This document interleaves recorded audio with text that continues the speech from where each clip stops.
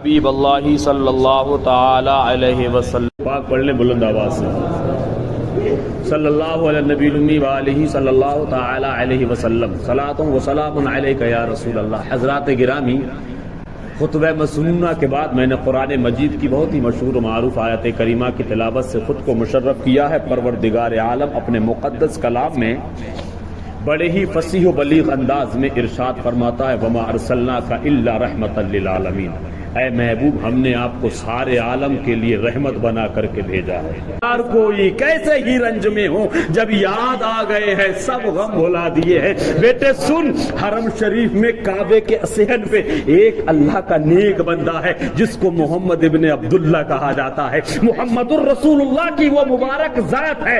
جا، تجھے پریشانیوں کا معاملہ ختم کرنا ہے، اپنی اور اپنی ماں کی غربت کو دور کرنا ہے تو مصطفیٰ جان رحمت کی بارگاہ میں چلا جا۔ ایڈریس میں نے تجھے بتلا دیا ہے، میں نے پتہ بتلا دیا ہے۔ اب وہ کہتا میرا من کہیں نہیں کرتا ہے جانے کو، کیونکہ جب میرے اپنے سگوں نے مجھے کچھ نہ دیا تو بھلا میں دوسروں سے کیا امید رکھوں۔ بہرحال وہاں سے گفتگو کا سلسلہ منقطع ہوا۔ ماں کے پاس جب پہنچا تو ماں نے اس روتے ہوئے بچے کو سینے سے لگا لیا اور لگانے کے بعد کہتی بیٹا میں نے کہا تھا نا کہ اس کے دروازے سے تجھے کچھ ملنے والا نہیں ہے، کاش تو میری بات مان لیتا۔ اب ماں اس کو چھپا رہی ہے، سینے سے لگاتی ہے۔ اب وہ سینے سے لگا ہوا ہے، ایک دم روتے روتے چپ ہو جاتا اور عرض کرتا امی جان ایک آدمی کا ایڈریس ملا ہے، ایک اور آدمی کا پتہ ملا ہے، اگر اجازت ہو تو مجھے دو، اجازت دے تو میں اس کے پاس جا کر کے غربت اور افلاس کا انتظام کر دوں گا۔ ماں کہتی نہیں اب کہیں جانے کی ضرورت نہیں۔ بیٹا کہتا امی جان پورا نام تو سنو، ان کا ایڈریس جو مجھے پتہ بتایا گیا وہ تو سنو۔ وہ کہتی بتا کیا ہے؟ وہ کہتا ماں ان کا نام محمد الرسول اللہ ہے۔ جب ماں نے اتنا سنا اچھا ان کے دربار میں جائے گا، ارے ان کے بارے میں تو یہ سنا ہے جو ان کے پاس جاتا پکڑے کو اس کو کلمہ پڑھا کے مسلمان بنا دیتے ہیں۔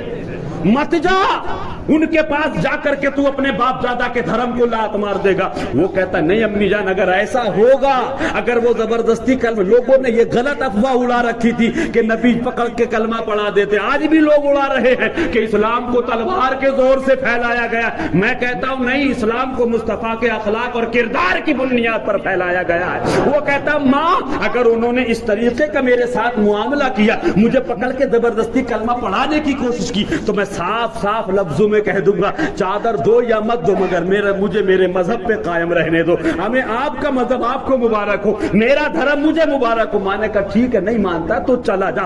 اب یہ چھوٹا سا بچہ 8 یا 10 سال کی عمر ہے، حرم شریف میں پہنچا۔ بتانے والے نے یہ بتایا ہزاروں کا مجمع اگر لگا ہوا ہو اور جو سب سے بلند بالا مقام رکھنے والا ہو، جو اتنے مجمع میں ہزاروں کے بیچ میں جو سب سے زیادہ حسین و جمیل ہو، وہی محمد الرسول اللہ ہے، وہی محمد عربی صلی اللہ علیہ وسلم ہے۔ یہ بندہ میرے آقا کی بارگاہ میں پہنچا۔ نبی پیغمبر اعظم صلی اللہ علیہ وسلم نے رب کی عبادت میں مصروف ہے، اللہ کی عبادت کر رہے ہیں۔ نماز مکمل فرمانے کے بعد اس چھوٹے سے بچے نے نبی کے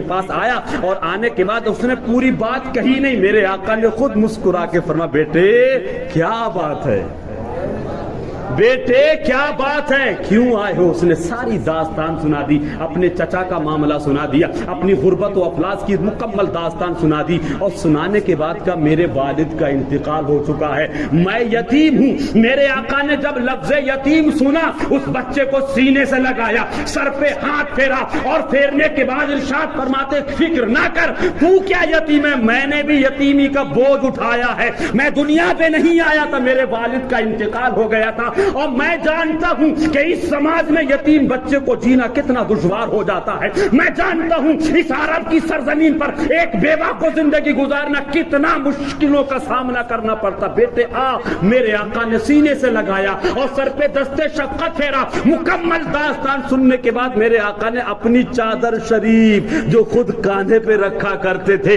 میرے آقا نے چادر شریف دی اور چادر شریف دینے کے بعد کہا یہ لے اور اپنی ماں سے کہنا فرمایا اگر کسی اور چیز کی بھی ضرورت ہو تو میرے دربار میں جب چاہو چلے آنا، جیسے آؤ گے جس امید کے ساتھ آؤ گے تمہاری امیدیں مکمل کی جائیں گی، روتے ہوئے آؤ گے تو تمہیں ہنستا ہوا یہاں سے جانا پڑے گا۔ نبی کی چادر کو اس نے اپنے کاندھے پہ رکھا، ارے یہ تو چادر کا مقام ہے۔ کسی عاشق رسول نے کہا تھا سر پہ رکھنے کو جو مل جائے نالین پاک حضور، سر پہ رکھنے کو مل جائے جو نالین پاک حضور، تو پھر ہم بھی کہیں کہ تاجدار ہم بھی ہیں۔ کتنا بڑا خوش نصیب ہوگا وہ بچہ جس کے کاندھے پہ مصطفیٰ نے اپنے کاندھے سے چادر اتار کر کے دے دی ہو۔ اب نبی کی بارگاہ سے آیا تھا روتا ہوا، اب ہنستا ہوا جاتا ہے۔ نبی کریم کی بارگاہ سے جب اپنی ماں کے پاس پہنچا اور ماں کے پاس پہنچنے کے بعد کہا امی جان دیکھو محمد عربی نے یہ اپنی جو ان کی پرسنل چادر شریف تھی وہ عطا فرمائی ہے،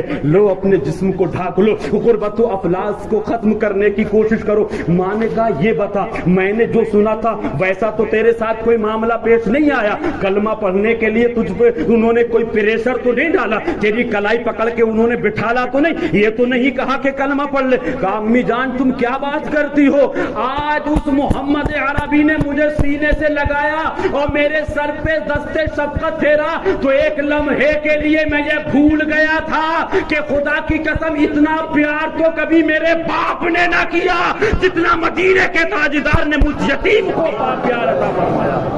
تم کیا کہتی ہو امی جان؟ لوگوں نے غلط افواہ اڑا رکھی ہے، لوگوں نے اسلام کو بدنام کرنے کی یہ مذاق کا ماحول بنا رکھا ہے کہ جو ان کے پاس جاتا ہے وہ زبردستی کلمہ پڑھاتا ہے، ایسا کچھ نہیں ہے۔ امی نے جس کی ماں نے جب یہ سنا بیٹا ایسا کچھ نہیں ہے، کہا ہاں ماں میں سچ بولتا ہوں۔ اب پیغمبر اعظم سید عالم صلی اللہ علیہ وسلم کی یہ کریمانہ شان دیکھنے کے بعد اب وہ ماں اپنے بیٹے کی کلائی پکڑتی ہے اور کلائی پکڑنے کے بعد کہتی چل جس کی بارگاہ سے تو چادر لایا ہے غربت و افلاس کو دور کرنے کے لیے، اب ہمیں غربت و افلاس کو ہی دور نہیں کرنا ہے بلکہ اس مصطفیٰ کا کلمہ پڑھ کے دنیا اور آخرت کو بھی بہتر کرنا ہے۔